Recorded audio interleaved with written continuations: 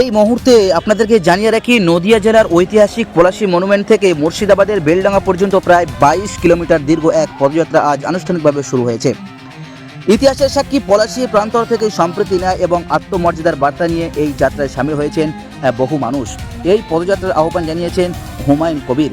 আয়োজকদের দাবি, এটি কোনো রাজনৈতিক দল বা নির্দিষ্ট মতাদর্শের কর্মসূচি নয়, বরং সামাজিক ঐক্য ও পারস্পরিক শ্রদ্ধাবোধ এবং শান্তিপূর্ণ সহাবস্থানের পক্ষে একটি প্রতীক উদ্যোগ।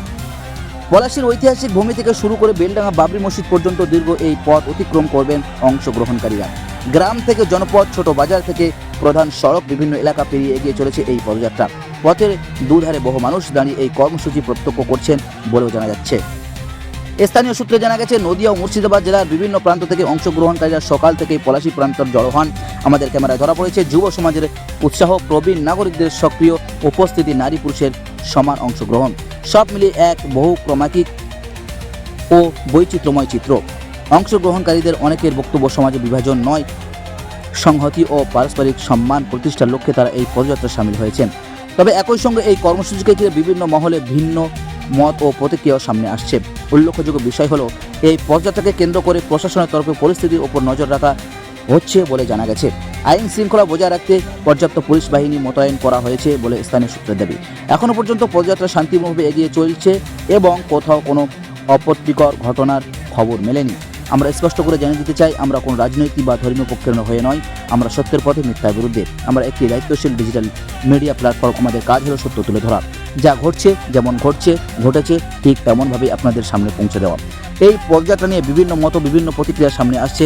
আমরা সেই সমস্ত প্রতিক্রিয়াও পর্যায়ক্রমে আপনাদের সামনে তুলে ধরব, যাতে আপনারা সম্পূর্ণ চিত্রটি জানতে পারেন। বর্তমান পদযাত্রা নির্ধারিত রুট অনুসরণ করে বেলডাঙ্গার দিকে অগ্রসর হচ্ছে।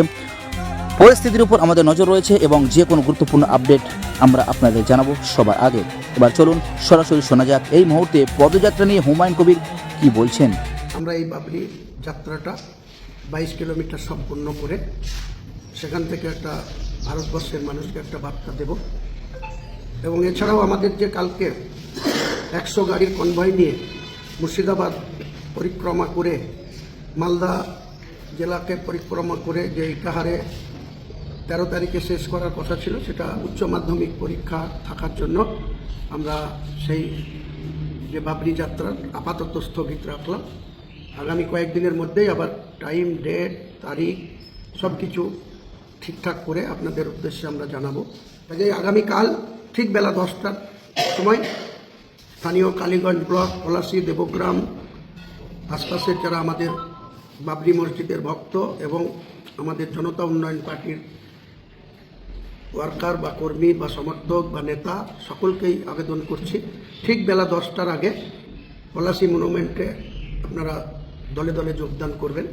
আমরা যেন সবাইকে নিয়ে এই 3 ঘন্টার পদযাত্রা বাবরি মসজিদের রোডের উপরে বা সেখানে গিয়ে সমাপ্ত করতে পারি। আপনাদের সকলের সহযোগিতা কাম্য। সকলে সঙ্গে থাকুন, পাশে থাকুন, সাহায্য সমর্থন করুন। কাউকে ভয় পাবেন না। আমরা কারো প্রতি কোনো বিষাদগার করতে চাই না, কোনো অন্য ধর্মাবলম্বী মানুষের বিরোধিতা করতে চাই না। কিন্তু কেউ যদি আমাদের সঙ্গে এই বাবরি মসজিদ রক্ষার জন্য চেষ্টা করে, সেটা আমরা সর্বতোভাবেই সেটাকে প্রতিহত করব বা আমাদের বাবরি মসজিদকে কোনো টাচ করতে আমরা বেঁচে থাকতে কাউকে টাচ করতে দেব না। কাজে আগামীকাল বৃহস্পতিবার সকাল 10টার মধ্যে পলাশী মনুমেন্টে সকলকে আসার জন্য। শত বাধা, শত প্রতিকূলতা আর নানা প্রতিবন্ধকতার পরেও থেমে থাকেনি হুমায়ুন কবির।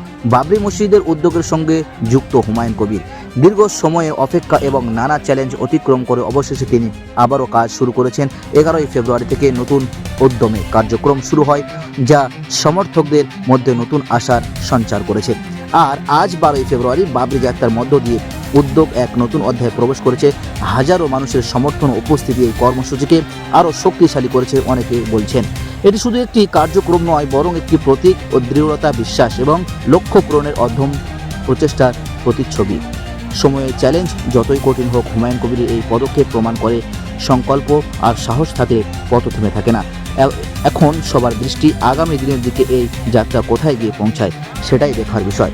এখন হুমায়ুন কবির তিনি বলছেন, প্রাণ দিয়ে হলেও আমরা বাবরি মসজিদকে রক্ষা করবই করব। এই ছিল আজকের প্রতিবেদন, এবং আমাদের চ্যানেলে নতুন হলে চ্যানেলটি সাবস্ক্রাইব করে আমাদের সাথে থাকুন। সর্বদা সত্যের সাথে, মিথ্যার বিরুদ্ধে। Digital media 78 news.